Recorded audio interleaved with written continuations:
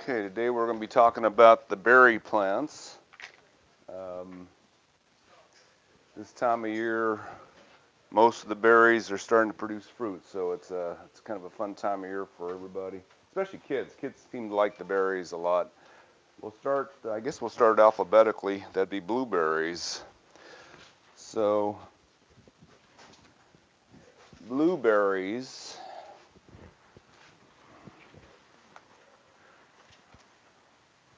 are generally native to North America. Now, they are native to North America from Alaska all the way down to Florida on the east side of the Rockies. There are some blueberries that are native to Hawaii and the Hawaiian Islands on some of the volcano tops. We're seeing if we can get some of those. One of our good customers, is determined to get some of those for us. We'll see. So anyway, they're native from the cold climates all the way down to the near tropical climates. I believe there's some they found even in the West Indies. So the climate we have here can grow them. Now the problem we have is that all along the east side of North America, the soil is quite acidic. And on the west side, it tends to be on the alkaline side. So that's our downfall. It's hard to grow blueberries in the native soil unless you pre-plant it. So we've talked to some of the farmers who grow blueberries in California, and there are quite a number of farms in California that grow blueberries, and they put sulfur in the ground the year before, which lowers the pH, and then they told me they also water with acidified irrigation water, which homeowners, it's hard, pretty much difficult for us to do that. You can set it up, but generally that'd be more difficult. But they do quite well in our acid mixed potting soil. So we created this potting soil in the early 90s to grow blueberries and ferns and azaleas. It's half peat moss and half volcanic rock, and it works for quite a while. Originally, back in the 80s, when blueberries were first sold here, they told us pure peat moss. Well, we tried it initially in pure peat. Dug a big hole in the ground, filled with peat moss, planted blueberries there. They looked okay, but I noticed a year later they were wobbly, and it turned out they were floating in the peat moss. My soil didn't drain quite well enough, and the peat does break down and becomes kind of sludge-like. And even though they had very few roots, it wasn't killing them, but they just didn't like pure peat. A lot of the growers have told their customers to plant them in peat and bark, the bark giving them more drainage than the peat moss alone, but bark becomes sludge-like after a few years too. So we noticed that blueberries, if you buy them from a grower who puts them in a big container full of bark, generally they turn yellow and get ugly and die within a few years. So we've taken to growing our own blueberries. Most of our blueberries we got as plants in containers about that big, 2-inch containers. So we knew that if they did the soil wrong, there wouldn't be much of it to worry about. In fact, the growers who grow them in the real tiny containers tend to put them in pure peat, which is fine. I just need something more permanent around there to create better drainage. So we grow them in our acid mix, which again is half peat moss and half volcanic rock. And we've grown blueberries in that for 10 years with no issues. Is that what this is? You're right. Yeah. Yes. If you were to put it in a bed in the ground, how deep should we dig out the soil? That's a good question. So if you're putting these in the ground, we tried it with one bag of our acid mix around them, and they just sat there, looked okay, didn't really grow. Apparently it's not enough to counteract the alkalinity of the soil around it. So when I've done 3 bags of this one plant, they grew full size, 5-6 feet tall. So yeah, it does take a bit of work that way to get them isolated. Now, if you put them in a big pot and stick it in the ground, you don't need quite as much because it's more isolated there, or just grow them in a pot. So a lot of people grow them in containers. Now, you can grow them in they'll reach full size in a half barrel. So that's about 25 gallons. Barrels are about 50 gallons when they're not cut in half, but about 25-gallon size. They can actually grow about 7, 8 foot across, and about, well, container all, above the container be about 5 feet. So they can get pretty big and produce 12, 15 pounds of berries a year on a plant that size. So they can get pretty impressive in a pot. I mean, you can keep them in, say, a 5-gallon bucket, but you've got to keep it trimmed. So when we get blueberries, and we'll be getting some, I think, later this month. Boy, it's almost the end of the month. Some small ones again. And then a year later, they're about this size. And then a year after that, they're maybe 3 by 3. So you can get a pretty good crop within 3 years, and it probably takes close to 5 years to get the maximum crop on blueberries. But they're quite impressive when they're making fruit. But anyway, the acid mix potting soil. Now, generally in my own backyard, the acid mix potting soil alone with decent organic fertilizer in it, 5 years, no issues. Lots of water. I mean, one thing about blueberries, they don't take drought well. Most other plants, if they go through a dry spell, they might lose some leaves, go halfway dormant, then when it's wet again, they wake right back up and get going. Blueberries do not tolerate dryness very well. It's like you might as well throw them away if you let them dry out once.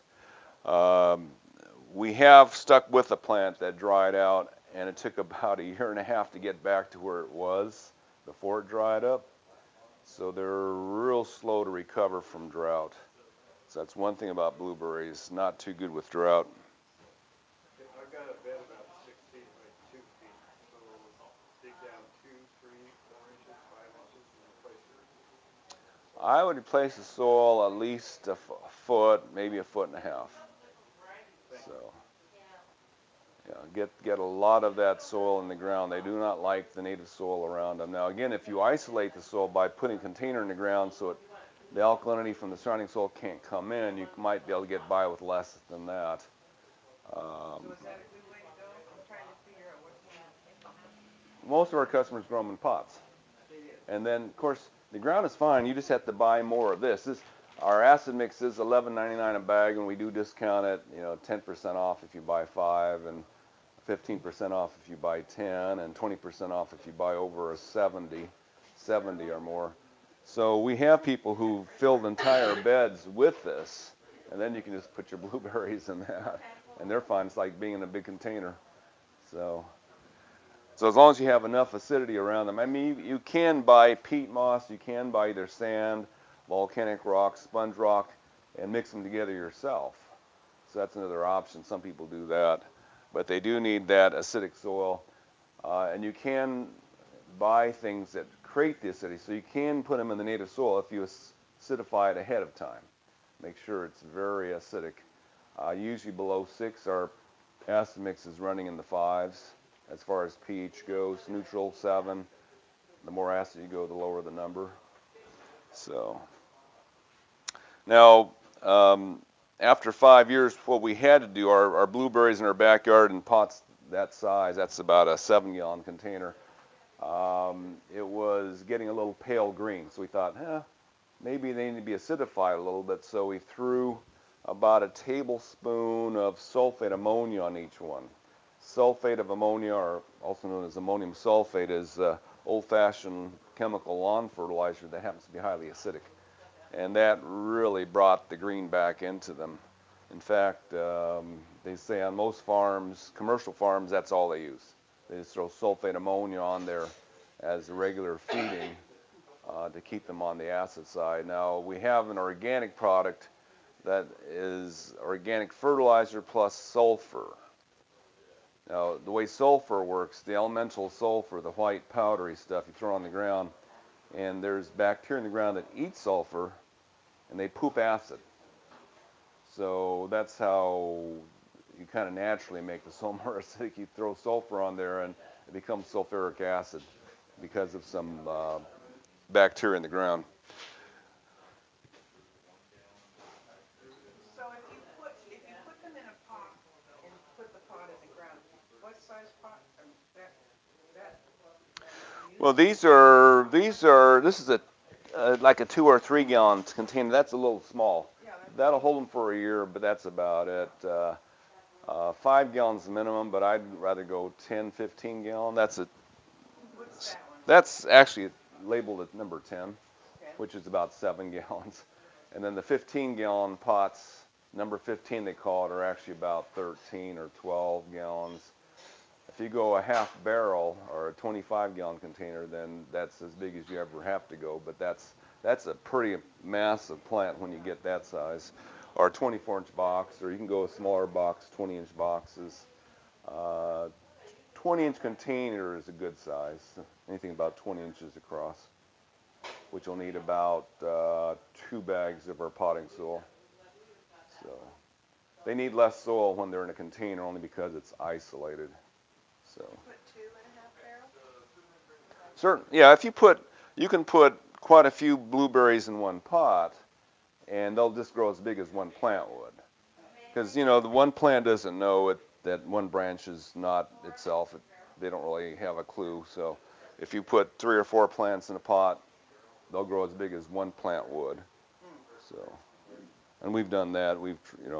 Now blueberries, all these are self-fertile, but the latest research we've seen is that when you only have one plant, they often only have 1 or 2 seeds in each fruit.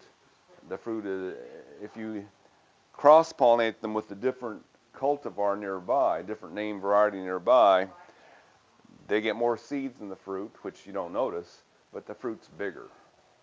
So you get a better crop of blueberries when you have pollinators. It may not be more fruit, it's bigger fruit.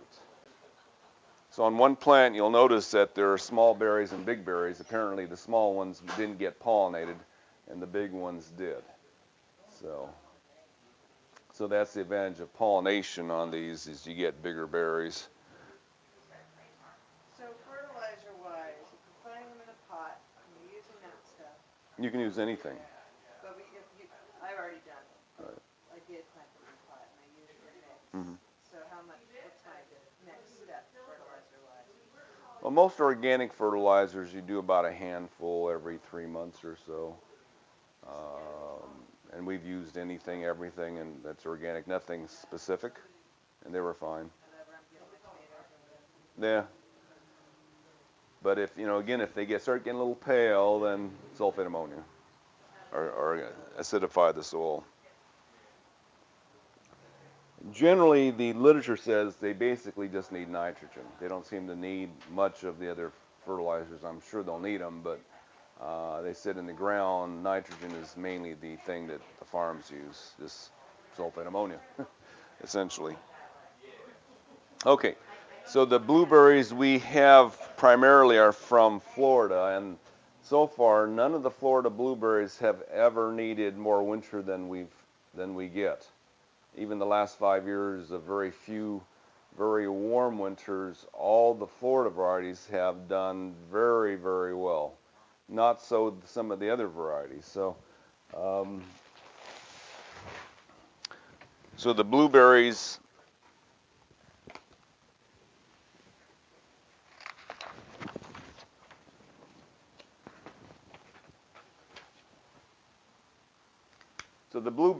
that we've done well with are called Southern High Bush. And they grow roughly 5 to 6 foot tall and wide as an average. There are northern high bush blueberries. The most famous ones are the northern low bush blueberries, which grow about knee height. That's what a lot of people from the New England states remember growing up with, just fields and fields of low blueberries they can run out and pick. The northern high bush are considered the top quality blueberry. Southern high bush, certainly good. I mean, I've never eaten a bad blueberry. All the blueberries we grow certainly taste fine, and there's probably more variability among the berries just because of when you pick them and all that than there is between plants. But there are some that will point out as being real good. So Southern High Bush. So the Florida ones, they do list some at 400 chill hours. It's not true. So the South Moon, which is the top-rated blueberry, they list at 400. The year we had 80 chill hours, it woke up in January, just woke up earlier. So they seem to have, I don't know, they might need 50 hours of chill maybe on the Florida ones. So the Florida ones that we're growing, let's see, we have South Moon. I'll put Jewel first. Jewel ripens a little earlier. Now we're getting in more blueberries in a month, or within the month. I might as well list some of those too. So Star, Jewel, South Moon, these are very early ripeners. And then we have Emerald, Misty. There is one called Sharp Blue, but I don't have it this year. And then we've got Sunshine Blue.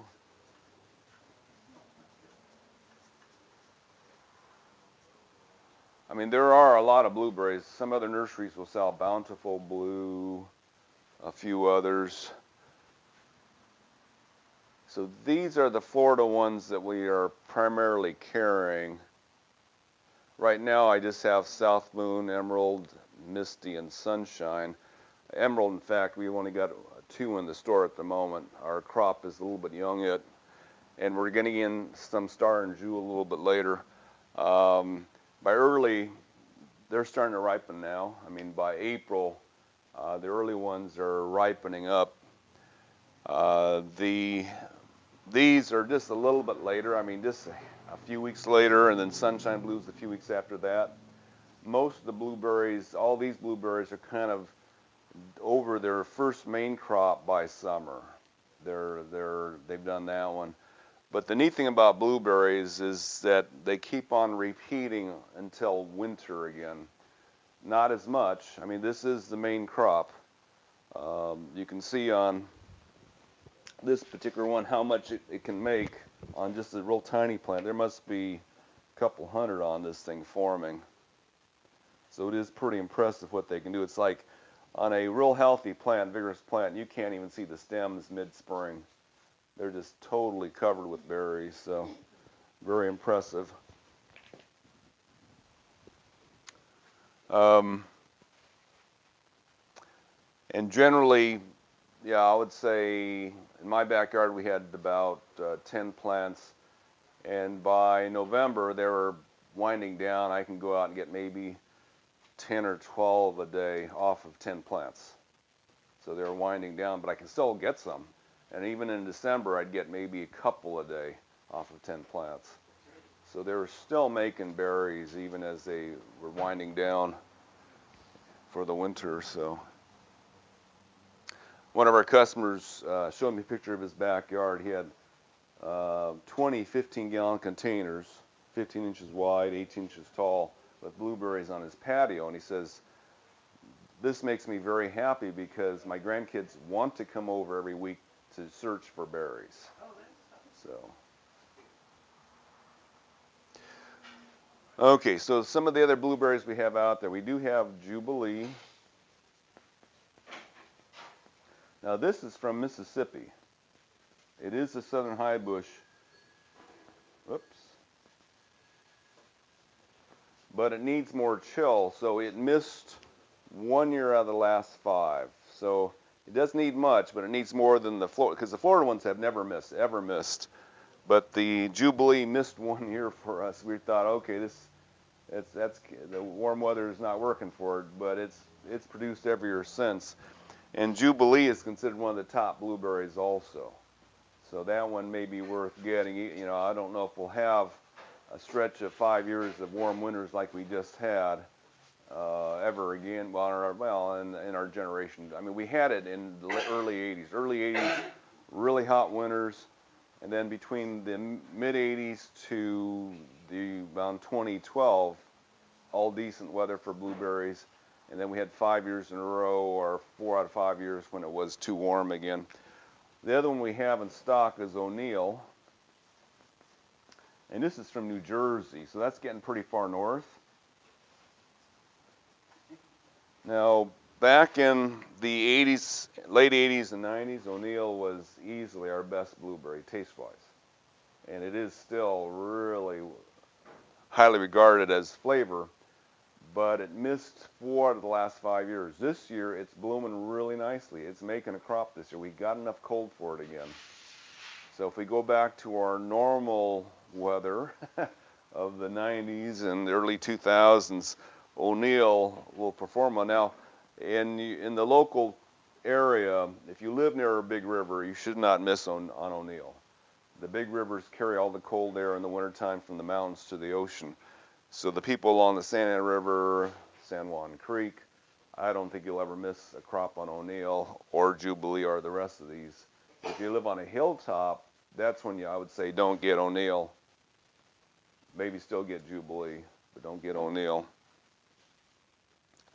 But that's a really good blueberry too. It's like, you know, the flavor you want is the blueberry muffin flavor. That real nice, rich aroma. O'Neill has it. Jubilee has it. I would say Jewel and South Moon really, really good. I mean, among the blueberries from Florida that we can easily get, South Moon is the top rated taste-wise. Now I would say Jewel is right there with it. And we'll be getting a lot of Jewels and South Moons in. I don't have too many of either one of those at the moment. Now in the deep south, the main commercial varieties that on the U-Pick farms and all that, Star Jewel and Emerald. Those are the big three.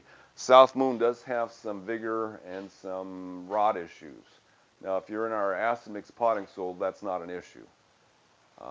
But if you're planting them in boggy soil that doesn't drain well, then South Moon's a little bit less of a reliable plant.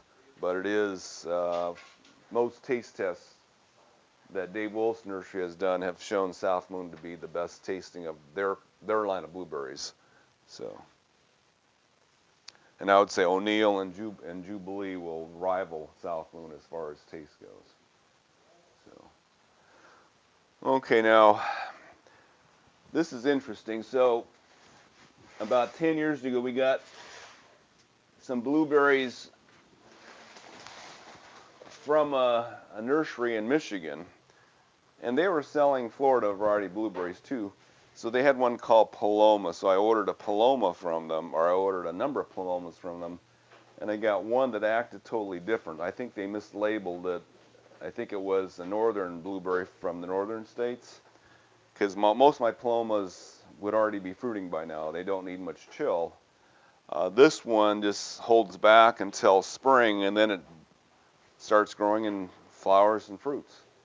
But I'm amazed that it does anything, because it acts like it's from the north. But these are flower buds forming up here, so apparently it doesn't need huge amounts of cold, although, you know, I would say 3 out of the last 5 years it didn't make much fruit. This year looks like it might do a decent job, but it's really late, so it's needing more cold than it's normally getting. So it is a mislabel that we got in. Now most blueberries will grow 5 to 6 foot high. The exception would be the Sunshine Blue, which is this one. It tends to grow about 3 to 4 feet tall and wide, so it's smaller in general, and the berries are a little bit smaller too. So I think the way they tell you how big they are, I believe Sunshine Blue is 120 berries per cup. And the bigger berries, blueberries, are about 70 berries per cup. So these are smaller berries.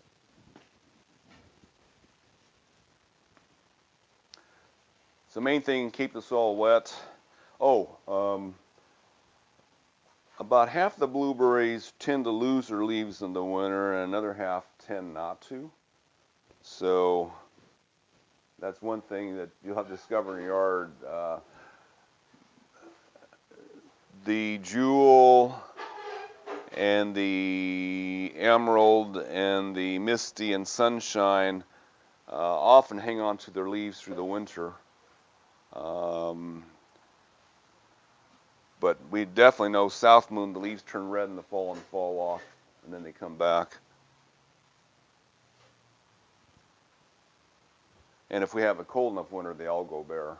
We haven't really had many degrees below frost at all the last 10 years. But when we do get a sharp frost, get down into the high 20s, then most of the blueberries go to sleep.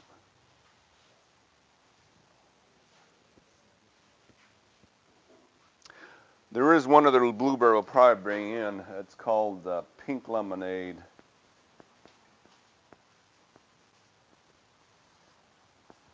And this is a hybrid. It's a type of rabbit eye hybrid.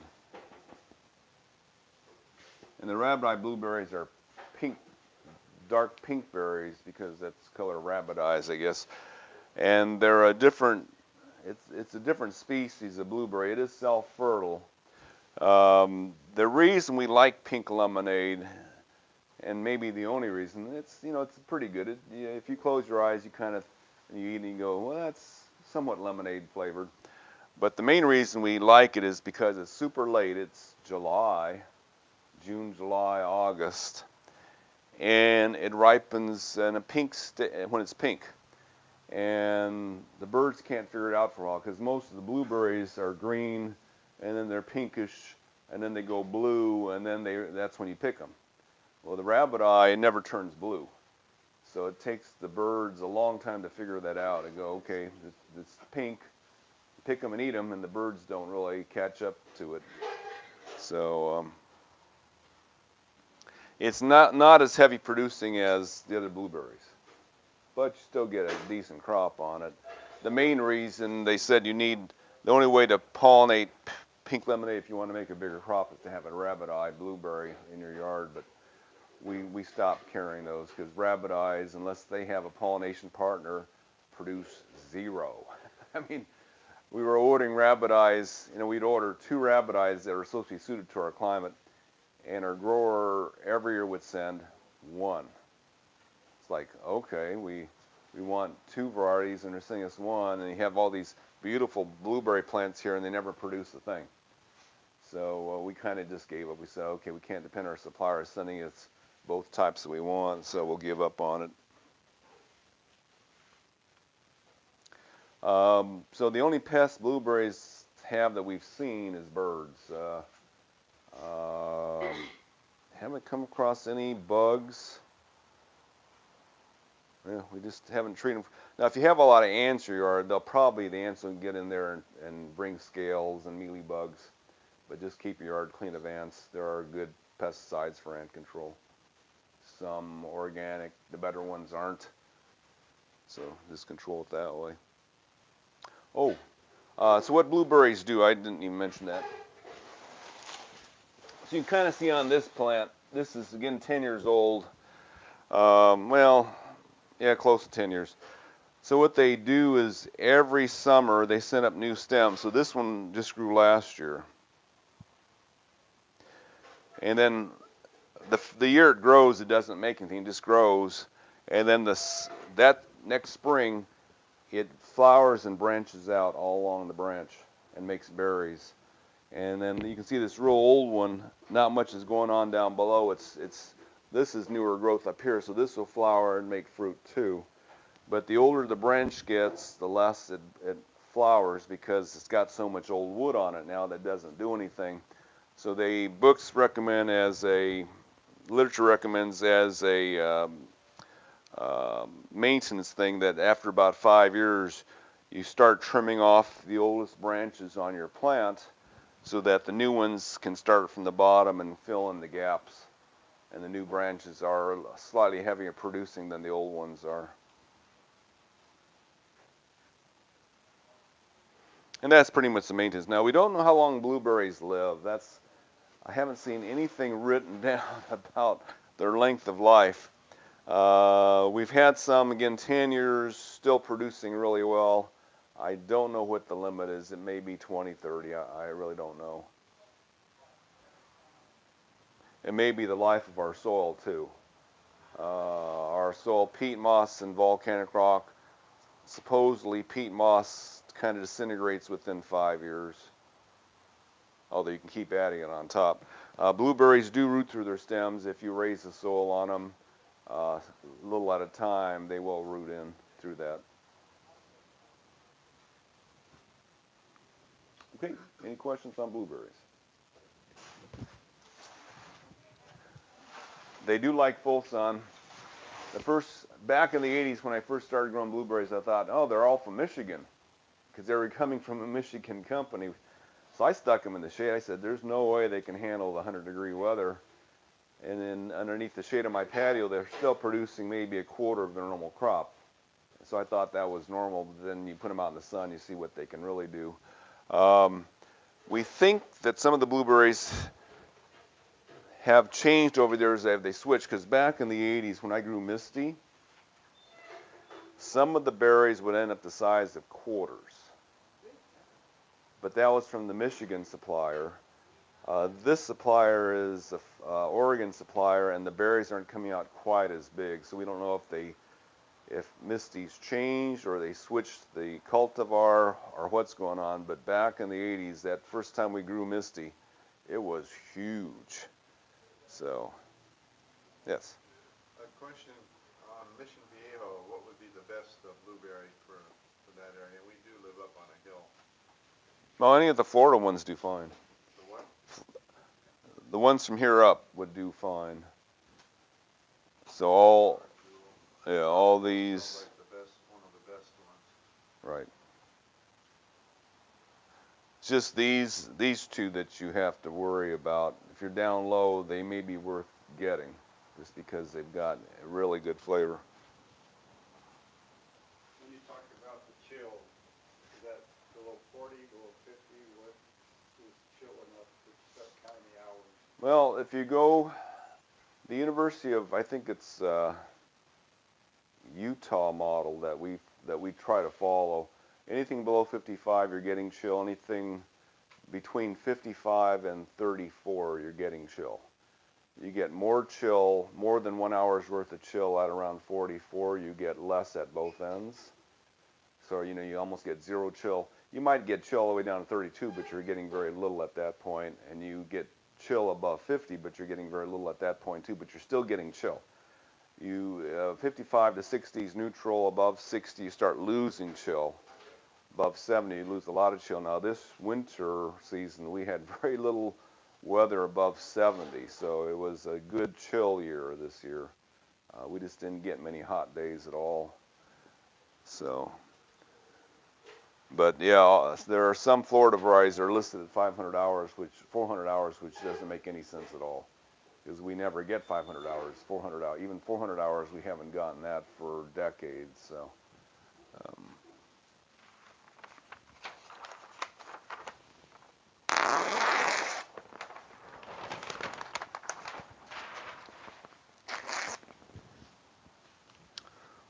Okay, let's do strawberries.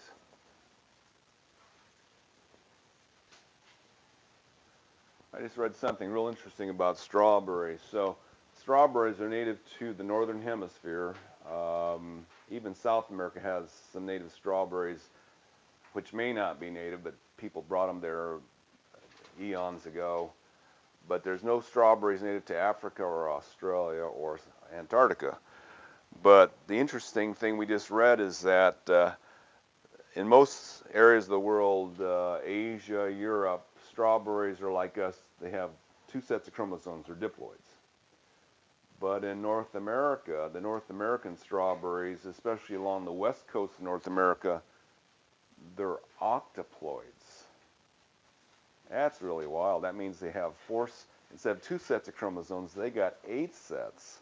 Now, when you have more than one set of chromosomes, usually everything is bigger. So the strawberries from Europe and Asia are about that big. If you've seen them, the alpine strawberries, they're about that big. The strawberries native to the west coast, when people first came here, were about that big. So they started breeding those, and now you see the modern strawberries are like this. And they're octoploids. That's really why. I mean, how did that happen in nature? That's a big question. How did in the world did the strawberries become octoploids? 8 sets of chromosomes. So anyway, strawberries, one of California's most valuable crops. So all the farms in Orange County, if they want to make a lot of money and they don't grow marijuana, they grow strawberries. So we're next to an organic farm in Irvine, and they said, yeah, we are organic, so we rotate crops to keep the ground clean, but the main thing we want to do is get back to growing the strawberries because that's about the only thing on our farm that makes a lot of money. Now, I have some relatives in Orange County that back in the 60s, remember they used to brag to us if they had a good they just leased land, I think 5 acres in Cerritos, and or Cypress, and they said if they had a good crop that year, they bought a house for one of their kids.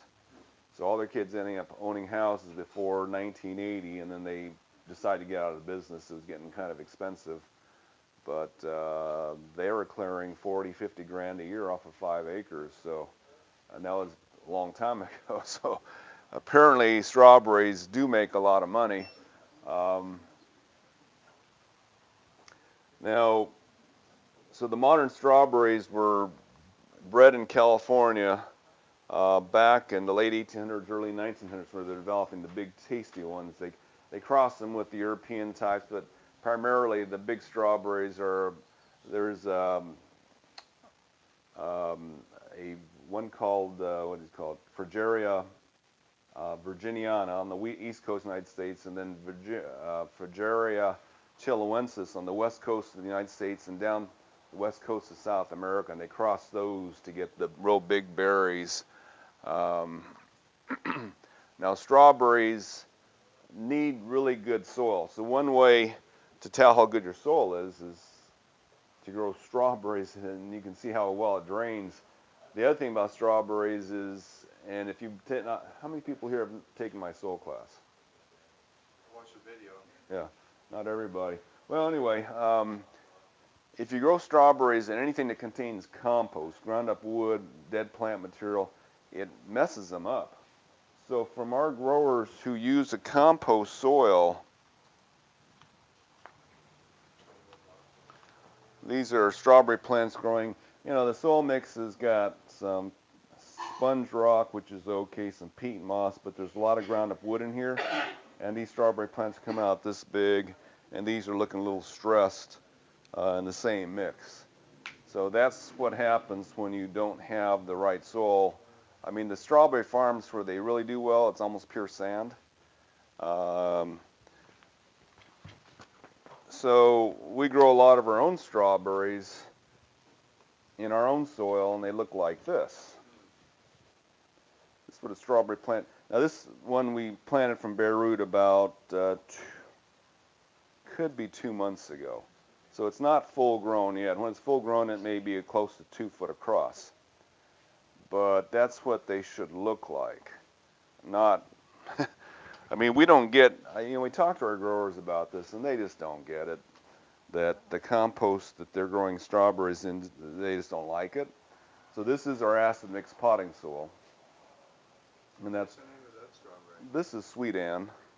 It's one of the new ones we're getting. But this is how they look in the fields too. You go to a farm and because when I was younger, I thought, well, how come they space strawberry plants 18 inches apart in the farms? When we grow strawberries, they look like this. Because in those days, that's we're growing in the potting soil, and that's what they look like, about 8 inches wide and small leaves. Again, 18 inches, that's a big waste of space. And then we put them in sand or our potting soil, and they grow 2 foot across. You go, okay, 18 inches is not too close or not too far apart. So if they're healthy, they get like this. If they're not healthy, if you got them in poor soil, they look like that. So what are they put in it? You said it's almost pure sand what they use commercially. I was just wondering do they have Gary's acids? no, this is off the organic farm that we used to be near, and this is their soil. It's about 70% sand, and plants just love it because that's what soil is supposed to be. Soil is sand, silt, and clay. There's nothing dead in the soil. Well, is there a particular name for that sand? Sandy loam. It's a technical term. That means it's about 70% sand. Clay content's less than 20%. More like this. In this soil sample here, it's, the clay content of this is maybe less than 10%. So it's mostly sand. And the farmer says this is about as good a soil as he's farmed in Orange County. But all along the Santa Ana River, it's funny, most of the strawberry farmers in Orange County along the Santa Ana River, and they said, boy, our soil is so rich, the strawberries do so well. It's just pure sand. It's not, there's nothing rich about that soil. It's just that that's what strawberries like. When you have real good airflow to the roots are really healthy. The plants do really well. Now you got to feed them and water them a lot, but that's the best home for the roots is sand. So you do feed. Right, you have to feed and water a lot in sand, but when you do, you get good results. When you grow them in compost, you can never get anything because the roots are dying in there. That compost is like, well, it's a home full of dead plants. Like, it doesn't make sense to grow them in compost. Compost is dead plants. Yes? Yeah, we purchased some sand from, it's called Resource, it was located right where your old store was on Cherry. Mm-hmm. And they said we should buy it's a gray concrete sand. And so we're going to add that to our mixes. Yeah, just about any sand will help with anything. I mean, sand, pure sand was the original potting soil. If you go back 100 years, 200 years ago, look at the literature. When they had plants containers, my dad has a bonsai book written a long time ago, and it said, yeah, the most vigorous growing medium for planted pots is sand. And it's always been known up until the 80s when everybody changed to compost. And it just blows us away that no one's figured out that that's like the worst thing to use. Compost, would that just is okay then just added it off the top but not in the main soil? Yeah, so our soil class, you mentioned that all the dead things lay on top of the ground. They don't bury themselves in the dirt. So they compost or dead stuff on top of the ground where mushrooms and bacteria live. The plants live in the loam, which is all mineral. And then that's how nature's set up. Compost in your strawberries, you put it on top? On top is fine. Yeah. Right. On top is fine. So, okay. So strawberries are developed in the early 1900s, really. And the first strawberry that was really famous in California was Sequoia.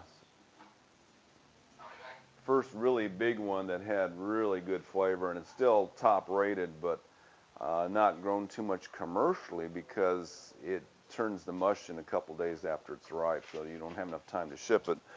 But on U-Pick farms, they still do Sequoias, and we still sell them occasionally in the 6-packs. I don't know if I have any today.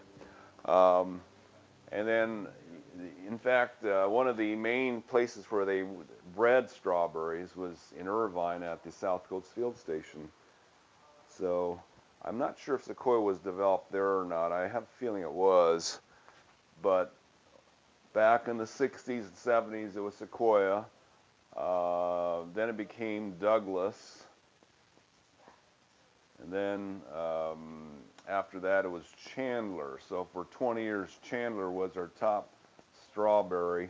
A little bit firmer than Sequoia and better, longer lasting on the vine. These are Chandlers. So Chandlers, some people really still like Chandlers. So so on Sequoia, if you have Sequoia strawberries in your yard, generally you have to go out there every day and check. Because if you don't, you'll miss them. They'll be mushy by the time you pick them. With Douglas and Chandler, you can go out once a week or twice a week. Most strawberry farms say they go through their fields twice a week to pick berries. They hold longer than the Sequoias would. Back around 2000, Albion became #1.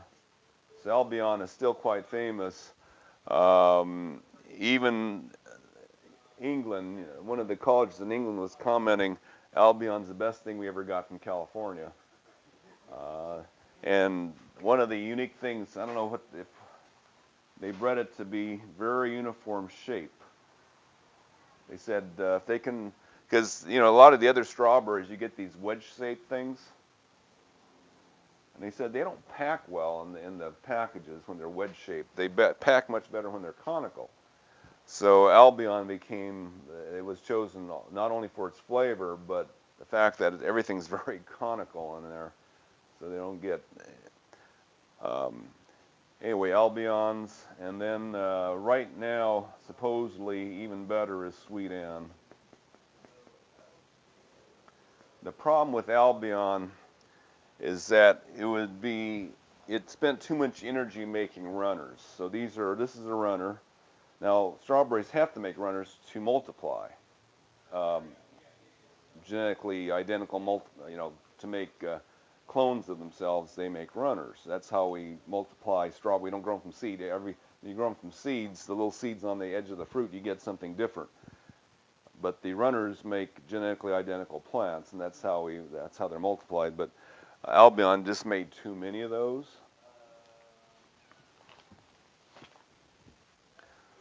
So Sweet Ann came around, and it's almost the identical berry, and it outproduces Albion by over double because it's not making so many runners.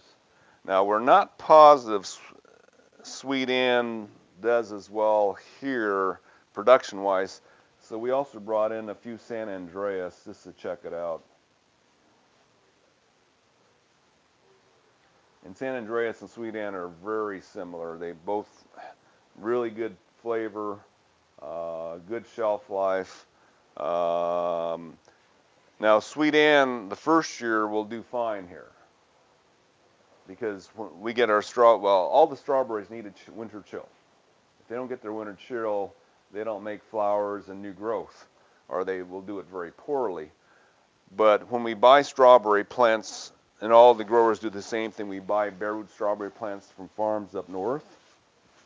So like the typical bare root strawberry plant that we get looks like this. So it's grown in the field, and the biggest strawberry company in California is Lassen Canyon, which is in the Sierra foothills. And so they're growing all these strawberry plants on these plateaus near the Sierras, and with all these runners in the ground. And then they pull them out in October, September, October, November. It's already cold up there. I mean, they're already in the 40s, 50s, 40s, day and night. So they're strawberry plant, and then they put them in a refrigerator on top of that. So they've got their chill by the time we get them down here. So you see the farms around here planted in October. Their plants think it's spring already because they've already gotten their chill up at Lassen Canyon. Plus they've been refrigerated along the way, and when they put in the fields, they put on their spring growth. So all the strawberry plants we're getting have been in a refrigerator, some for 2 or 3 months, and then you put them in the ground, they just take off, boom, get going, no problem at all. Now, strawberry plants, the main plant, not the runners, but the main plant can be productive for 2 to 3 years, maybe even 4 years. Well, on the second year, it's spending its winter down in Southern California instead of up in the Sierras. It doesn't get as much cold. So we notice that when you overwinter the plants, they don't start producing until March or April. They have to have their winter chill first. San Andreas needs less than Sweet Ann. So if you had San Andreas on the second year, it would start fruiting before Sweet Ann. Generally, once they get their winter chill, then they'll fruit in waves from that point all the way through summer into fall pretty nicely. So these three are considered everbearing because they can produce through the summer. These three up here are spring bearers, and the spring bearers tend to make the same number of berries, but mainly in the spring months, and they kind of shut down once it gets hot in the summer. The last berries off of Chandler and Sequoia would be about early August, and then they'll be blank until they get their chill in the winter again. Whereas these can go through the summer. They make fewer berries when it's hot, more berries when it's cooler, or more flowers when it's cooler. So summer slows them down, but it doesn't shut them down. So everbearers, I mean, there's supposed to be 3 categories of strawberries: spring bearers, everbearers, and day neutral. We can't explain the difference between a everbearer and a day neutral strawberry, so we don't try. We just say, oh, it's everbearing. It'll bear through summer. So if you know, most of the growers who grow on the strawberry farms around here will get the spring bearers because they're going to be they plan to pull out all their strawberry fields before summer. So. So if you put it in the ground, you could leave it there for several years? Yes. Yeah. Now the reason strawberry plants get old is they, just like any other plant, they slowly fill the ground around them with dead strawberry roots, and then they just die after a while because there's too many dead bodies building up around them. So if you have a bed and you want to renew it, if you want to renew it in that spot, you take the plant out, you put in some new soil. You can, you know, if you have sandy soil, you can just dig a hole somewhere else, replace the soil, about so much soil, maybe a half a cubic foot, put the plant back in that, and away it goes for another 2 or 3 years. Or you can even take the plant that's going downhill, shake off all the dirt, put it in new soil. It should rebound and come back. But you know, strawberry plants are so cheap, 69 cents for a bare root. You might as well get one of those. One of the bare roots we got in is kind of a weird one. It's kind of a Medusa head. It's all So what's that kind? same sweet end, but it's like 3 or 4 stuck together. So how do you suggest to grow them? In the ground? In a pot? Well, the problem with being in the ground, but you can overcome it, is that they're subject to damage by pill bugs and snails. So on the organic farms, of course, farms don't have many snails. They don't have to worry about that. But what they do to stop the other creatures from getting to the strawberries, they've got them on berms that are 18 inches. They cover them with black plastic. This is the organic farms. And then they grow they put the strawberries in the holes in the plastic, so the berries are sitting on the black plastic, so the bugs really don't get to them much. So you can do that if you like. Black plastic over an 18-inch berm. And they put 2 rows of strawberries in, and they have a drip system going down the middle of that. Actually, I think most of them have gone to 4 rows of strawberries, not a double row. 4 rows across and 2 drip systems on it, 1 drip system on each side, going like that. Just because the walking space wastes spot. Now in Monterey, near Monterey, Southern California, the reason why we grow them in Orange County and San Diego County is because we're the only place in the United States that can ripen and harvest strawberries in December and in January. Florida's too cold. So the strawberry farmers here send them all across the country by plane, of course. In December and even late November, they can start selling strawberries because they plant them in October, or even late September in some cases, and they got the market to themselves. Florida kicks in late January, early February, and then the Central Coast growers between Santa Barbara and San Francisco kick in right now. That's probably where the strawberries stand out here, is getting their berries from. But along the coastline there, it's like our coastline here, Fountain Valley, solid clay soil on the coast. So instead of 18 inches, they go 36-inch beds. So is this the depth or the width? Both, they raise it up. The tractors just form those. It's funny, you look at some of the videos on the websites of these growers on the Central California coast, they show kids running through the fields. You see this much of their heads when they're running through the fields. They berm that up so Oh, high. I see. It's 36 inches, the height of the berm. Well, I mean, the original soil level is probably somewhere in here. So they lower it and then they raise up to make it 36 inches high. So how wide are these berms? Well, the walking space between them is less than 2 feet, and then these things are about, I think they're 3 feet across, maybe 4 feet, as wide as you can reach. So let's say you were going to make like a big cube or something, a square in your garden. So if you can make a 36-inch square. Yeah, you can even go 4 feet, because you can reach across 4 feet. That's about as far as you can reach. And how many plants could you put in there? The closest they want strawberries together is 6 inches. Now in the fields they put them, our fields they put them 36. But they sit on a lot of farms that are where they just leave. They're not worried about the winter crop. They just don't care. They just want the spring summer crop. They'll plant them and let them grow, and the babies fill in the gaps, and they'll have them 6 inches apart. So 6 inches minimum, 1.5 foot max. So if I made a 4-foot pile, and I put plastic over it, I stuck the plants in that, would you rip them out every year, or would you let it keep going? Well, you either keep it going or you switch spots. You can't grow strawberries in the same soil once you rip them out.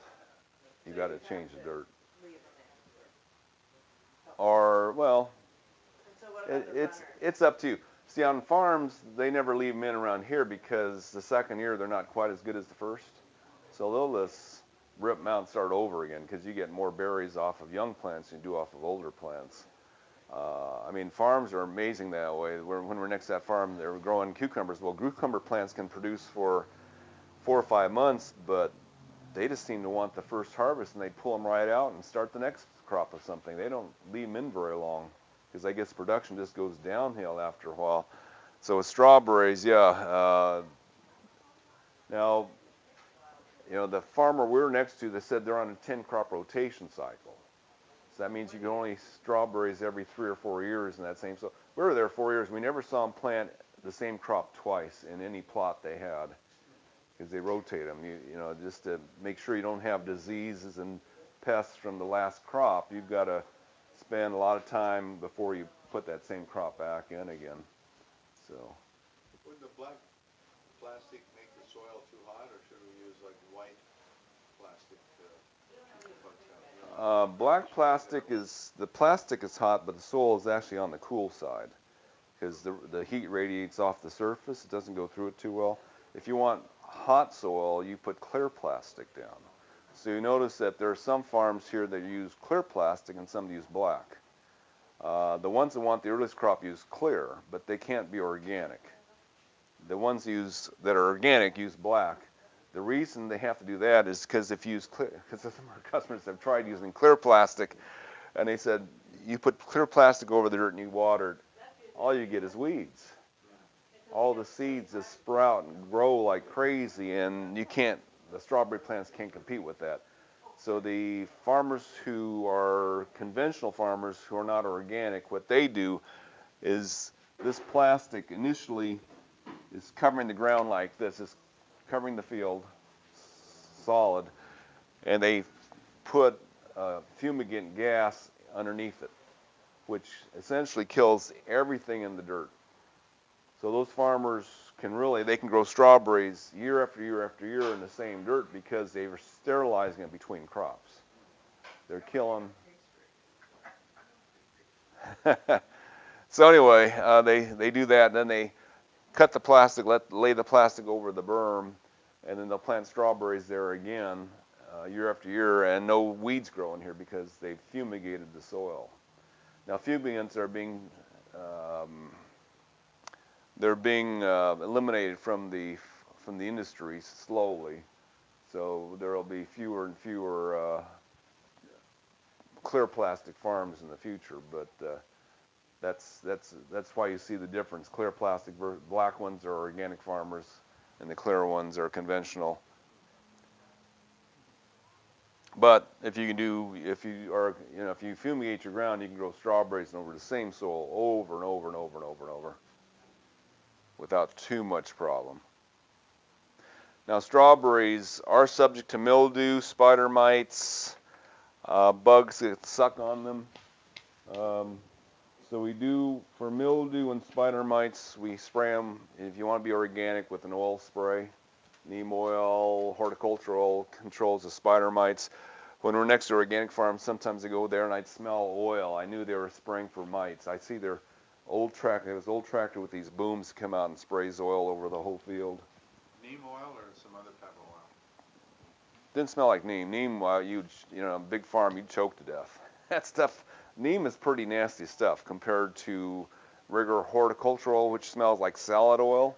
Neem has a much stronger odor, and if you did it on a farm, it would kill you. I mean, you'd die out in the middle of the field because of the smell. It's got a little sulfur content, and if you ever been next to a volcano, that's the sulfur fragrance you get with neem.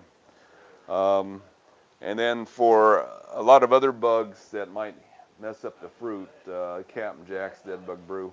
This also control pill bugs, which tend to make holes in strawberries too. What is the name of that one? Captain Jack's dead bug brew. So we have the oil sprays, and then this is, the Captain Jack's is a product called Spinosad. And that's an organic product that was found, apparently it's one of the ingredients of rum, and it happens to kill not sucking bug, I mean not spider mites, but a lot of other bugs that the oil won't kill. So these are the two things that we use in organic farming a lot. Yes. So when do you spray with neem oil? You have to keep checking for spider mites. You spray it out even on the fruit. Yeah, oils evaporate within a few hours and they don't leave any residue. And neem oil is non-toxic to people apparently because they say in India they use it to wash their hair, brush their teeth. They use it for a lot of things, lotions. It's just oil from the seeds of neem trees. A lot of plant oils can be, you know, I mean, you can kill, probably do the same thing with olive oil and canola oil.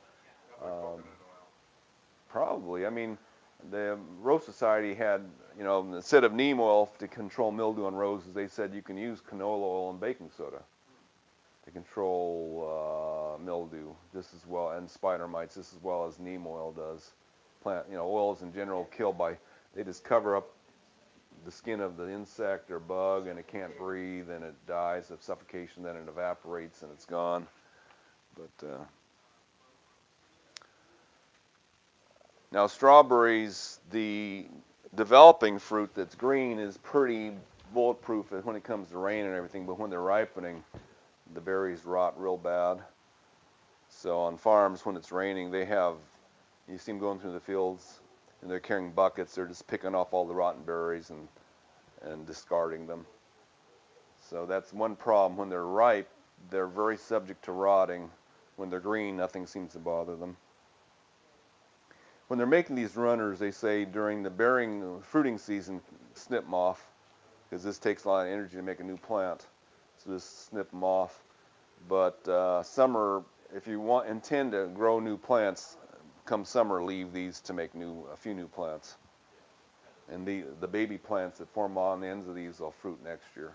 So if you had plastic, how would you do that? Poke a hole in the ground. Yeah. Yeah, they start making roots on these baby plants even if they're in the air still, and then you just find where they are, make a hole, and stick them in. After they get pretty good size, refrigerate them later. Pardon? And leave the roots, make bare roots out of them. You could. I mean, we've seen the babies forming even in the air, because you can grow these in pots and they'll just hang over the edge of the pot, and even cut them off with hardly any root on them at all, and they still make it. No, I They're mean, real strong. If you grow, stick them in the dirt, then later when you get a little, the roots get bigger, take them out, put them in the refrigerator. Right. You can do that. Sunset Magazine ran that article back in the 90s. They said if you want, for people in Southern California, if you want your strawberry plants to produce sooner, you dig the runners out of the ground in September, October, put them in your refrigerator for 2 weeks. 2 weeks is how many hours? 48, 24 times 14, whatever that is. 24 times 10 is 200, 240, so 14 days, about 300 something hours of chill. That's probably enough. Would it be worth it? I don't know if it's worth the effort. There's 69 cents a plant. Yeah, we bought the Albion a couple weeks or a month ago. Yeah, Lassen Canyon Farm says they grow like 2 or 3 million strawberries a year and send them around the country. They grow a lot of strawberry plants. So, Okay, any questions on strawberries? Yes. So in a container, which of your soils should the acid? Yeah, we use our acid mix on all our berry plants. Most of the berries come from areas of the world where there's ample rain, and when there's ample rain, the soil is acidic. So, When you use okay. your acid mist, do you add anything with that, like peat moss, or do you just use that 100%? 100%. It's peat moss and volcanic rock 50-50, which is a good mix for just about anything. So you can use pure sand. Again, that's first time I grew strawberries in sand, they were just incredibly big. So sand works. So But you have to feed them more in the sand than Yes. you do in this? No? Same. no, there's no food value in that either. No, it's just the Yeah. way that Yeah. So if I planted strawberries in a container and I had them for a year and I wanted to switch them out, do you have to just toss all the soil, buy all new? Use it for something else. If you have sand that's permanent, this is pretty much permanent too. So just grow something else. Grow your tomatoes in there one year. So. And what fertilizer for strawberries? They're not that picky. Now, the University of California said they used Osmocote when for their breeding purposes. They're using Osmocote 14-14-14, which I have. We don't think that's the right numbers, but that's what they use. So I like we have another Osmocote that's 15. I think it's 15-9-12. We think that's the better of the two. It's more accurate. I don't think the breeders were fertilizer experts, but they were strawberry experts. But they were doing 14-14-14, and they really didn't give us a reason why they're using 14-14-14. So, but they were growing them in the ground in Irvine, so most of the minor nutrients are probably there. But the 15-9-12 we think is the better of the two Osmocotes. But any organic fertilizer will work too.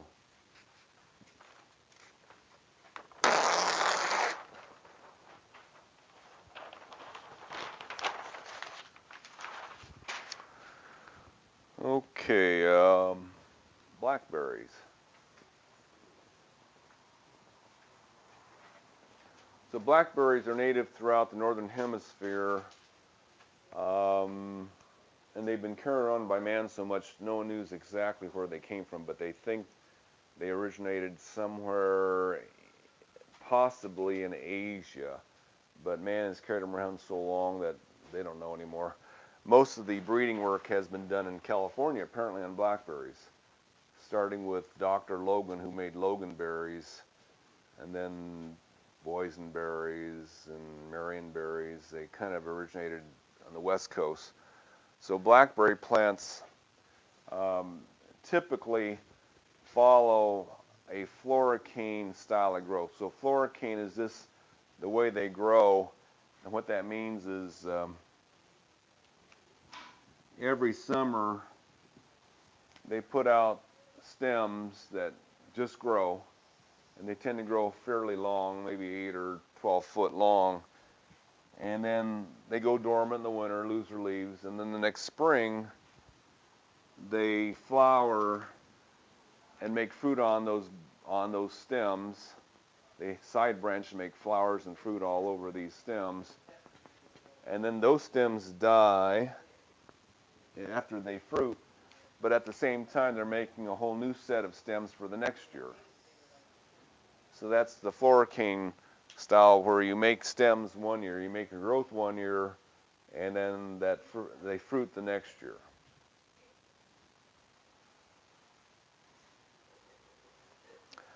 Now, in some areas of the country, this doesn't work too well. So on the West Coast, it's fine.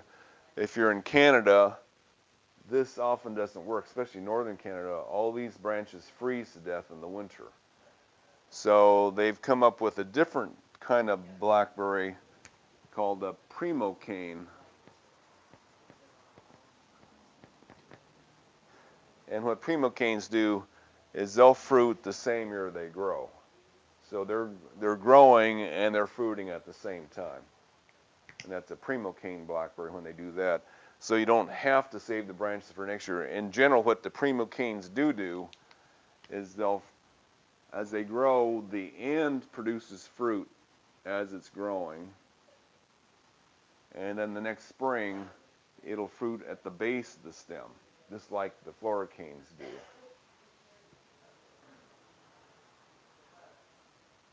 So you can call those Primocane blackberries everbearers if you want. They produce spring and fall. Spring actually being more closer to summer.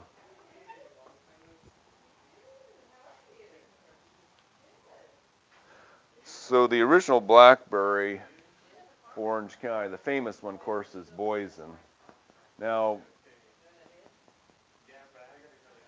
Boysenberry has a lot of raspberry in it. In fact, they said most of the blackberries that are famous have some raspberry in it. So there's very few blackberries that are pure blackberry. But Boysen was developed by someone in Northern California, up near Oregon. And the problem with Boysenberries is they hate rain. Of course, it rains like crazy up Northern California and Oregon. So the plants weren't doing so well, but it was a wonderful berry. So Walter Knott asked when he moved to Orange, I don't know when he moved to Orange County, but a long time ago, 19 teens or 1920s, something like that. And we asked the U.S. Department of Agriculture, he wanted to grow berries in Orange County, which one should he get? Well, the guy had heard about these Boysens up north, so they went up and found the abandoned farm and saved some of the plants up there, brought them down south. And turns out we're drier here in the winter, so the Boysenberries tend to do really well here. So that's became the real famous pie berry, or certainly good fresh eating too. So Boysen's still one of the best berries you can get for Orange County. It does suffer if we have an El Nino and gets all these spotted leaves, but it does work well. Now we're getting low on Boysenberries at the moment. We only have like 2 plants left. We sold about 60 of them this winter. I'll find some more from our growers this spring, but this is a thornless Boysenberry. It probably will revert back to being thorny. So the thorns on blackberries are pretty wicked. They're kind of curved a little bit and sharp. They claim that the thorny Boysenberry, the original Boysenberry, is a little more productive and bigger berries than the thornless, but most people just would rather prefer the thornless types. Now Boysenberries are quite large, real large. They said there's only one commercial farm left in California. Probably they sell the Hot Berries farm, I guess. But they said the reason why they don't grow these much is because they're lousy shippers. It's like you got to eat them. If you're going to eat them fresh, you got to eat them the same day. And they're very thin-skinned, so they're breaking as you pick them. So you got to eat them right there. But it's really hard to beat the flavor of a Boysenberry. Just really hard to beat it. So on this plant here, this is last year's growth. It is a normal Floricane producer, and it's shooting off these side branches that are flowering and fruiting. And then this whole branch will die sometime in the summer, and then here's a new one coming up for next year. Now is that Floricane or? Floricane. Boysenberry, definitely Floricane. Don't see anything on the ends on the current growth. So it'll send out, like 4 or 5 branches out of the dirt to make fruit next year. And these branches will grow 10 foot long. I mean, most of the modern farms will pinch them every 2 feet, makes them sprout out some side branches so they don't go quite as long. So that's one thing you can do if you don't want them to be real long, just pinch it off a little bit. They say they produce over the lowest or the last 6 or 8 foot of their stem. So if you've got a 12-foot stem, they say if you cut it back to 8 foot, you'll still get 8 foot of berries. If you leave it 12 foot, the last 8 foot of that seems to make fruit. It doesn't fruit over the whole thing. So you can cut them back a little bit in the winter time, 6 to 8 foot long instead of leaving them real long, and you'll still get a good crop. Blackberries mostly, well, boysenberries need support. They're real vine-like. They'll just ramble across the yard if you don't. So you can grow them in, put them in front of a chain link fence, that's fine, or a wrought iron fence. Tie them up a little bit, a few stakes here and there to tie them up, keep them off the ground. Most farms, what they do just to make it easier, in early fall, they'll cut off all the ones that had fruited, and then take the new stems and tie them up to the trellis that they make, or the supports they make. And then the next year, all the ones in supports flower and fruit, and then once they fruited, they'll cut those off, and all the new ones that are laying around, they'll tie them up. So every fall, they just take the new growth, tie it up on the supports. All the old growth is cut off and discarded that fruited already, and they do that in the fall. So if you have a wooden fence, would that be a good place to put them or not? Well, they need it over half a day of sun. So that's one of the problems with blackberries and raspberries in general, is they ripen so quickly and they have such a short hang time that they've got to be in mostly a good full day of sun. If you've got a fence and it blocks off too much sun, if it's a south-facing fence, no problem. But if it's east or west, that may not be enough light to get them sweetened up. I used to try growing them in a little less than half day of sun. They never got sweet. Never got sweet. So it's like they went in the shade at 11 o'clock in the morning, and that wasn't good enough. So if you're in sun till maybe 2 or 3 in the afternoon, you'll be okay, but full day is better.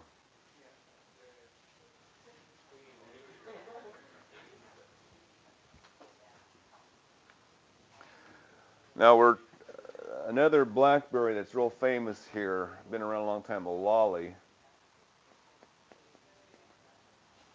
which has a little bit less raspberry in it. This is Olali. No, it's not. I didn't bring it in. Olali blackberries, the leaves are a little different than, these Boysens are divided a little bit deeper. The Olalis aren't quite as, well, these have the, we call it the serrated edges. The Olali's not quite as much, so they look a bit different. But Olali blackberries, very good quality, also very large, very tasty blackberries too. So that's another one that's been around Orange County a long time.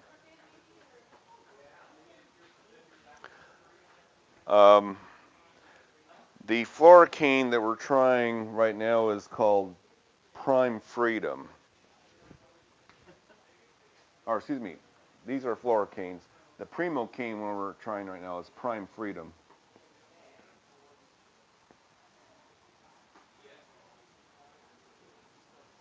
It's actually Primark Freedom.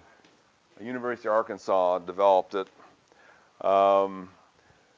Arkansas is not the right climate to grow blackberries, so University of Arkansas took it upon themselves to make a blackberry that withstood the heat better, because Arkansas, all these berry plants seem to like, well, these berry plants, blackberries and raspberries, like cool springs that are common on the Northwest. So Oregon, Washington, the spring stays nice and cool, especially near the coast. Arkansas, it's hot by April there. So the berries just don't get very good size. So they made the Primark series to be a Primocane series that handled the heat better. Well, they brought them to California, and the berries grew twice as big. So we grow the Prime series from Arkansas because they're pretty big here. Not as big as Boysen or Olali, but they're big, they're firm, they don't break up, they can sell well commercially. So this is the Prime Freedom. So it'll grow stems that get about 6 foot long by August, and that's when they start to bloom, and they'll bloom all the way to the ends of their branches and keep making berries till December. So August to December, which, none of the Floricanes produce after July. So it kind of fills the gap there. So if you have now the only thing we're worried about is the chill on this guy. We know the Boysenberry and Lolly have been around so long, they don't need much chill. We have enough chill for those. We're not positive yet on the prime freedom. Some literature says zone 10, which we are. One says zone 9. So we're a little worried about the chill on this one if we need more chill to get it. Now on Primocane, you may not need chill because they're fruiting on current year's growth before winter ever comes. So we're not sure how that works. It might just be if they don't get enough chill, they just miss their spring crop and they still get their fall crop. I don't know, we're still playing with this one. It's only been around a few years, so we're still seeing if this one does well. But it's nice, it's thornless. It's one of the few blackberries that do well here. Most of the thornless blackberries we've tried in the past, besides the Boysen, have needed more chill than we get. Like we grew Triple Crown. Now Triple Crown, some literature says it's zone 11. We're not, but we grew Triple Crowns here for about 5 or 6 years. Could not make them berry. They just wouldn't make fruit, and they wouldn't grow well. So we think that the Triple Crown thornless blackberries need more winter. We hope these will do better, so we'll see. So those are blackberries then? Blackberry. This is your first year with this then? Yeah, this should make first year. So do they need real acidic soil like blueberries? No, but they like it. I mean, it's acidic. Anywhere east of the Rockies, the soil is acidic, including Arkansas. Now, before this one came out, we had Prime Arc 45, the thorny version, and they've done well for the last 5 years. So that one we know does well here. This Prime Arc Freedom is the one we're not positive yet, but the growers stopped producing the Prime Arc 45s because of the thorns, and they're now just doing Prime Freedom. So we hope this does as well as the Prime Arc 45s, because that 45, even though it was thorny, was a pretty impressive producer in this area. Very impressive producer. So.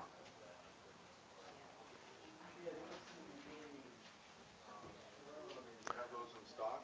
Yes, we have probably about 50 of these out there. There's one other blackberry we're carrying. This was also developed by University of Arkansas called Kiowa. Berries are supposed to get 3 inches. We have yet to see it get that big, but we haven't had the plants very long yet, so we'll see. But they said it's a 3-inch blackberry. Yeah. Well, big too. It's supposed to be the biggest blackberry out there. So we got some of those plants too. It's a thorny one, and it's not a Primocane. It belongs over here, Flora cane.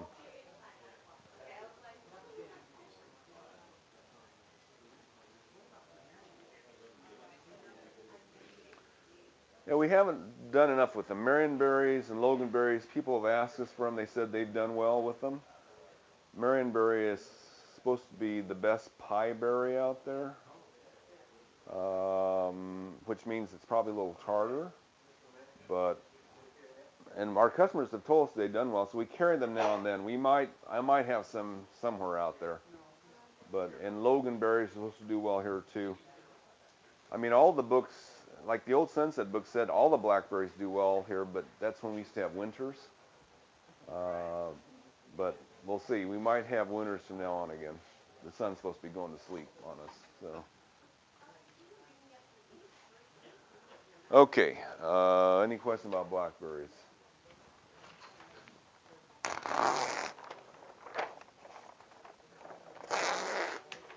Oh, as a note, our blueberries are still on sale for another week, 30% off. So. Only the blueberries? Only the blueberries. We have a coupon too. Let's see, raspberries. So raspberries are thought to have originated in China, but moved around throughout Europe long time ago into North America from across the Bering Strait. So people have been carrying around raspberries for a long time. The difference between raspberries and blackberries is only a little bit because they interbreed quite well. But generally, on the fruit itself, when you pick a blackberry off the stem, the seeds are in the berries themselves that you eat. On a raspberries, the seeds stick to the stem. So when you pick a raspberry and eat it, you don't get any seeds. So that's primarily the difference, because there are black raspberries, yellow raspberries, but they don't have any seeds like the red raspberries. Whereas blackberries, generally, when you eat them, there's little nits to pick out of your teeth, little seeds. So that's raspberries. And also raspberries tend to be more upright. So the plants the stems tend to stay upright on you. The raspberry you trust the most in the area is one that sprung up by itself here, even though they're not native here, the Baba raspberry. Gertrude Milken in the 1950s found it growing by a river by her house in Idlewild. Her grandkids called her Baba, so it became the Baba berry. When I grew this in the 1980s, it was strictly Floracane. Now they're telling us it's a Primocane, so it's like, okay, what happened? Did it evolve, or is that the different plant? We don't know what happened to the Baba berry. In the 80s, it was our best-selling raspberry. In the 90s, it kind of disappeared. They said Home Depots and other big box stores were buying out the suppliers, so we couldn't get any for like 20, 30 years. We could not get Baba berries. Suddenly, when they reappeared, they're now Primocane. It's like, okay. So I don't know if it's the same berry or not, but it's the one we trust for this area, the Baba raspberry. Because we've seen some raspberries, I think it's heritage, you grow it, and it didn't make any fruit. We're not sure what's going on. It flower and nothing would form. So we're not sure what's going on there, but maybe it wasn't self-fertile. Maybe we weren't pollinating it, but the Baba raspberry has been our tried and true one. So we have a lot of those. We tried to get some of the other raspberries. We got Ann raspberry this year earlier. That's supposed to be yellow raspberry. We've had luck in the past with Fall Gold, but our supplier for Fall Gold went out of business. So we're trying Ann. I don't know if I have any Anns left. And then Jewel black raspberry is the black one that we're trying to see how well it does here too. I should have some Jewels left out there also, but we're not positive.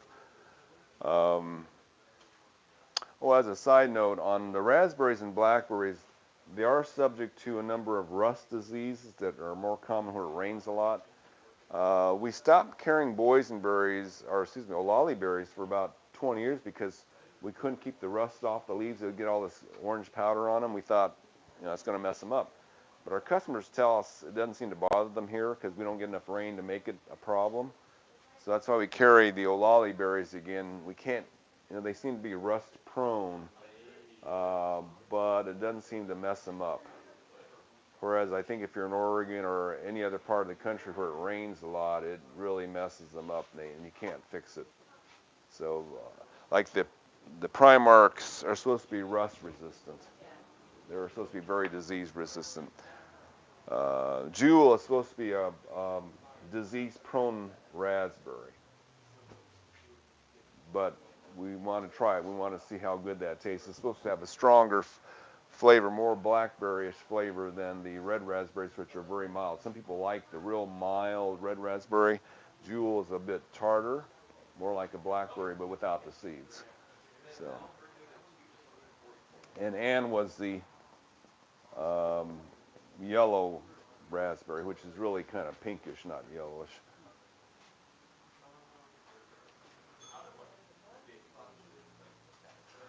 Now we do propagate now and then a raspberry called Roseanne.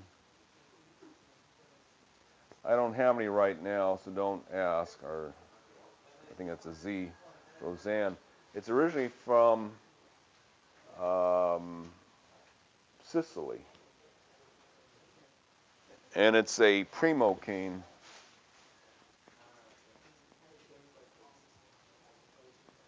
It was taken to Minnesota because Minnesota, the Floricanes don't work at all because everything freezes to death.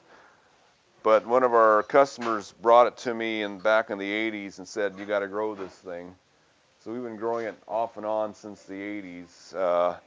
And Roseanne's a good little red raspberry, good flavor, and seems to grow like a foot and starts fruiting. So it tends to fruit year round, but I don't have any for sale at the moment. We'll hopefully have some this by summer. We have a pot full of the plants. We have to break it up every spring, divide it in little pieces, and grow them.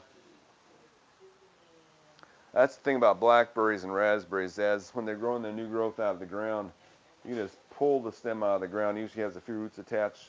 Cut the stem short, plant it someplace else. It grows pretty easy to divide them. In fact, even the root system, you just dig near them, take some roots out of the ground, they'll grow new stems.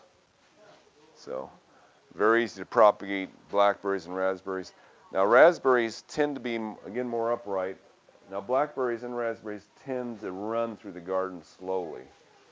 A friend of mine has an orchard on the side of a hill. He's got blackberries and raspberries planted among them. And he says it's not that big a deal. If they get too close to his trees, he just pulls the stems out. Of course, he doesn't have any ground cover there. It's just mulch on the ground. So it's easy. You can just pull out the runners he doesn't want, the stems he doesn't want. He keeps them in a patch. The patch does keep moving slowly over the years. Most berry plants like this that run, they do that for purpose because they can't live in the same soil more than, say, 10 years. So they've got to keep moving to keep alive. Because they, again, just like any perennial plant, they poison the ground around them as they grow and die over the years. So his patch has moved about 10 feet over the last 20 years, and he just keeps pulling out the ones he doesn't want. Maintains it that way. It's done well. Or you can grow them in a pot for 10 years. After 10 years, pull out, save a section of it, put new potting soil in the pot, put it back in, let it fill up the pot again. They multiply pretty fast. So, as a example, when I grew my first Baba raspberry back in the 1980s, I had one plant. After 3 years, it was a patch 10 foot across. And I was getting like a quart a day of raspberries. One plant after 3 years was making that many, so good producing. Okay, that's with raspberries and blackberries, it's nice that we have this product now. So back in the 80s, I used to go my raspberries and I'd look at, you pick them and you look at them and you go, there's little bugs in there. And you put them in the sink, you try to wash them out, and you go, nah, there's still bugs in there.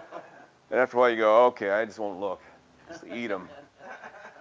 Well, there happen to be thrips in the flower and in the berries. So Captain Jack's, if you spray your berries with this organic product, that'll take the little bugs out of the fruit.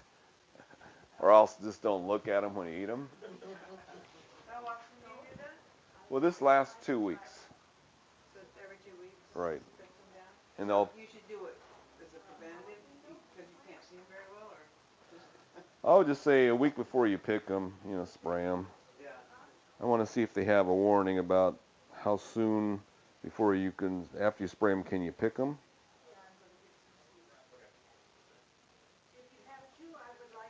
Strawberries, they say wait 5 days before. Oh wait, no, it says you wait 1 day after you spray to pick it and eat it. And on, let's see if they have blackberries on here.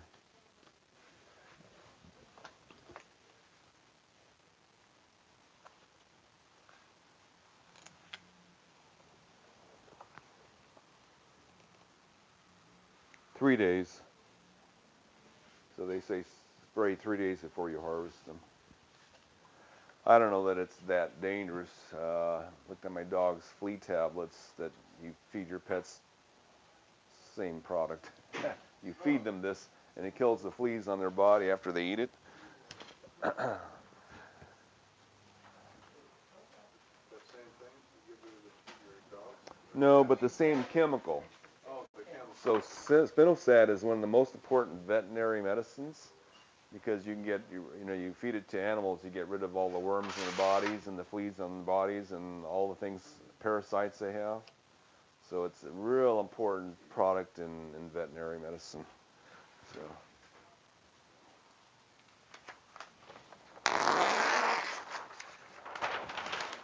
Okay, some side notes today because I don't know as much about the rest of these things, but kiwis. With kiwis, the problem with kiwis is you need a male and a female. At least with the kiwis that we grow. They're actually not from New Zealand, as the name suggests. They're from mainland China. And in China, they're called Chinese berries, or what do you call them? Chinese gooseberries. But there are male and female plants. The male that we sell is called Tomuri. The female is Vincent. This is a Vincent. Unfortunately, someone bought all my males. The males are apparently weaker, so a lot of our customers, they lose the males, they come and buy the males. And we didn't have enough. We got initially 24 females and 12 males because you only need one male for every 5 females, but people keep losing the males, so we are out of males now. So I'll have to get some more male vines. And now kiwis, this may not be the best climate for them. There are no kiwi farms in Southern California left. There used to be a lot of them along some riverbeds in northern San Diego County, like near Vista. But apparently they're not reliable here. They need a chill. And we're not getting a consistent chill. So they said all the kiwi farms have moved into Central California.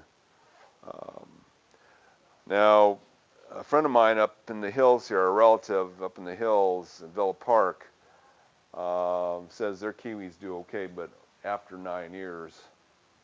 So they planted the male and the female, and after 5, 6, 7 years they gave up. They said, it's never going to produce. Then after 9 years, they said suddenly they've got a lot of kiwis on their vine, so they're keeping them now.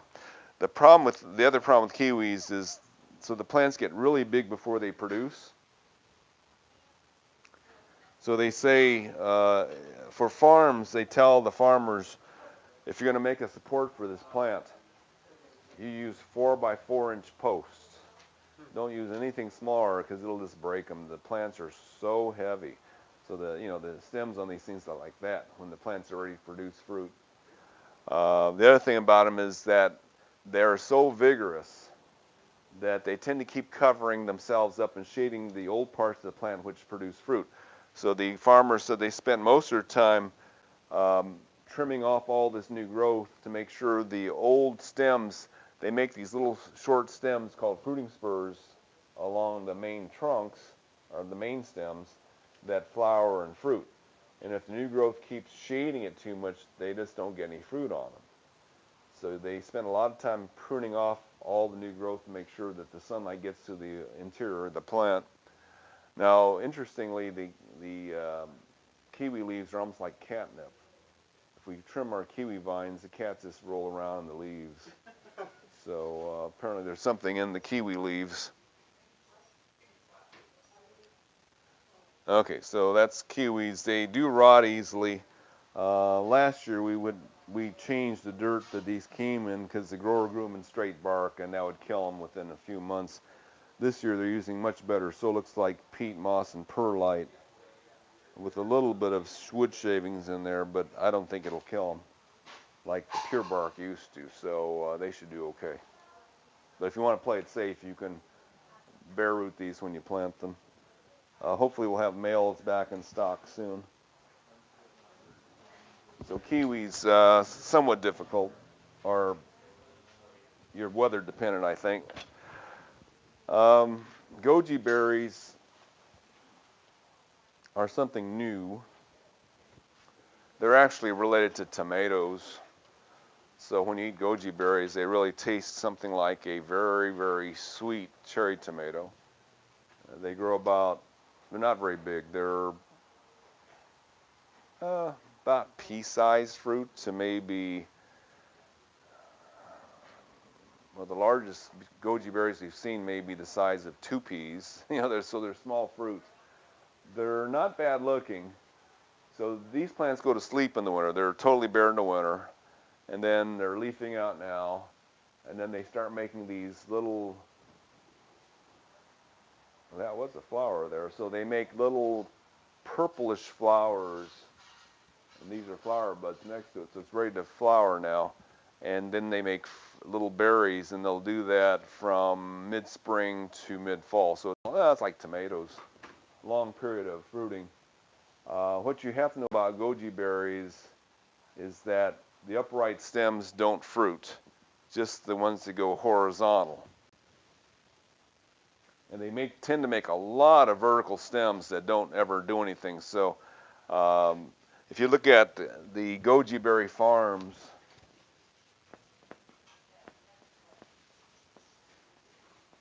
they train their plants with one stem only. So they'll cut off all these little side stems coming up, and then they'll just branch out like this and make the berries. They usually stake them a little bit, and you see the pictures are about 6 foot tall or so in the fields compared to the people standing around. They're about almost the same height, and they just train the branches to go horizontally and make berries. I don't know if there's a lifespan on these stems, if they can live forever. I don't know. We haven't seen enough information coming in about goji berries yet. Now we do know that on some years they can pick up mildew on the leaves. They're from inland China and Tibet, so the air is probably drier, more like riverside, something like that, where they come from in their native countries. So some years we do have problems with mildew on the leaves. You might have to spray it with the neem oil. I mean, some years, yeah, it's just a mess, truthfully. It's supposed to be real high in antioxidants, although I don't know that it's any different than anything else that hasn't been improved by man. So the natural berries. Now this one's called Crimson Star, and it is supposed to be one of the commercial varieties from China. So it is one of the better varieties being chosen. We have another one over there that usually makes one stem on it, and it's one my daughter grew from a seed, but it turned out to be a real tasty one. Fruit size not that different, small, but very tasty. This one's may not taste quite as good as that one, but this one, it was chosen apparently for its vigor. It's real vigorous. Thing wants to grow like a weed. So that's goji berry. Most books say part sun to full sun.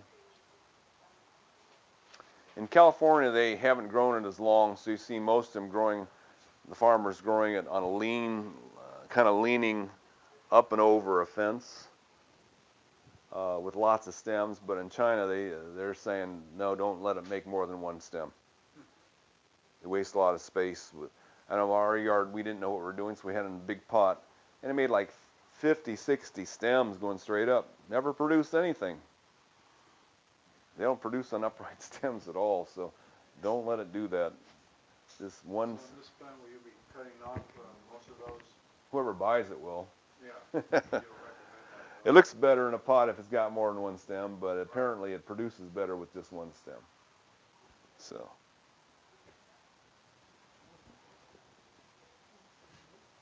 Goji berries taste like really, really sweet cherry tomatoes.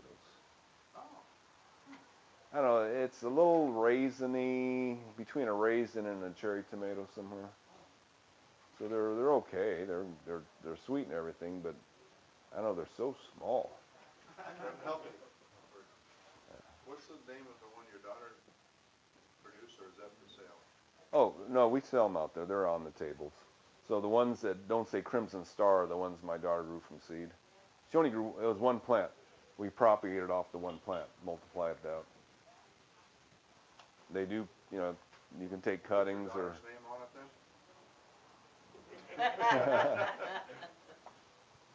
then? Okay, any questions today?